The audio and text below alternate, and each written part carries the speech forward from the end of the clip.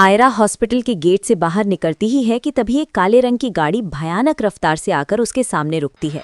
इससे पहले कि आयरा कुछ समझ पाती, गाड़ी से दो नकाबपोश उतरते हैं और आयरा को जबरदस्ती खींचकर गाड़ी में डाल लेते हैं। आयरा चीखती है, तुम कौन हो, मुझे छोड़ो, लेकिन वो उसके मुंह पर हाथ रख देते हैं। गाड़ी अंधेरे रास्ते पर धूल उड़ाती हुई निकल जाती है।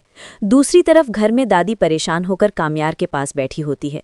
वो घबराते हुए कहती है, बेटा, इरफान साहब का फोन आया था, आयरा हॉस्पिटल से तो निकल गई थी मगर अब तक घर नहीं पहुंची। ये सुनते ही कामयार की आंखों में खून उतर आता है।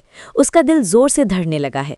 वो गुस्से में मुट्ठी भींचकर कहता है, अगर आयरा को एक खरोच भी आई तो मैं जिंदा नहीं रहूंगा और नहीं किसी को जिंदा छोड़ूंगा। उधर गुंडे आयरा को शहर से दूर एक वीरान गोदाम में ले जाते हैं। वहां आयरा को एक कुर्सी पर रस्सियों से बांध दिया जाता है। तभी अंधेरे से फरीहा मुस्कुराते हुए सामने आती है। वो आयरा को देखकर कहती है, फाइनली आयरा, आज तुम मेरे रास्ते से हमेशा के लिए हटने वाली हो। आयरा उसे देखकर हैरान रह जाती है। वो गुस्से से पूछती है, फरीहा, ये सब तुम कर रही हो? फरीहा पागलों की तरह हंसती है और कहती है, हाँ, मैंने कामयार को तुमसे दूर करने के लिए क्या कुछ नहीं किया, लेकिन जब सच सामने आ ही गया तो तुम्हें जिंदा रखने का कोई फायदा नहीं।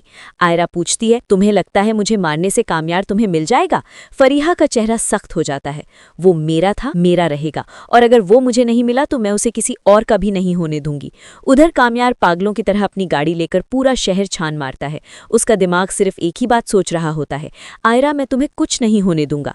तभी उसके फोन पर एक अनजान नंबर से मैसेज आता है, आयरा हमारे पास है, अगर उसे जिंदा देखना चाहते हो तो अकेले पुराने गोदाम में आ जाओ। गोदाम के अंदर आयरा कमजोर जरूर होती है लेकिन हार नहीं मानती।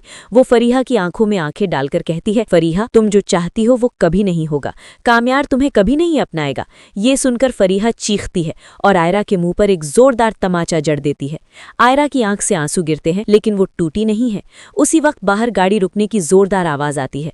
दरवाजा टूटता है और कामयार अंदर दाखिल होता है। उसके हाथ में पिस्तौल होती है और आंखों में जुनून। वो गरज कर कहता है, फरीहा, मैंने तुम्हें अपनी जिंदगी से दूर रहने का मौका दिया था लेकिन तुमने अपनी मौत को चुना। फरीहा कामयार को देखकर शॉक्ड हो जाती है।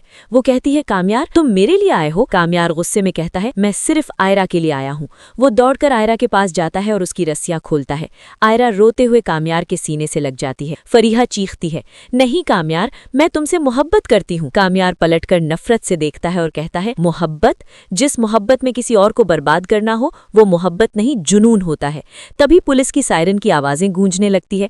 दादी ने पहले ही पुलिस को इन्फॉर्म कर दिया था। पुलिस फरीहा को गिरफ्तार कर लेती है। फरीहा जमीन पर बैठकर रोने लगती है। उसे अपनी हार का एहसास हो जाता है। अगली सुबह हॉस्पिटल का सीन होता है। आयरा बेड पर बैठी होती है और कामयार उसके पास कुर्सी पर। आयरा धीमी आवाज में कहती है, मुझे लगा तुम कभी नहीं आओगे। कामयार उसका हाथ थाम लेता है और कहता है, मैं तुमसे नाराज जरूर था मगर तुमसे दूर रहना मेरे बस की बात नहीं। जब मैंने तुम्हें बंधे हुए देखा तब समझ आया कि जिंदगी में सबसे ज्यादा जरूरी तुम हो। कुछ दिनों बाद घर में जश्न का माहौल होता है। इरफान साहब अपनी खुशी से मौलवी साहब की मौजूदगी में कामयार और आयरा का निकाह करवाते हैं।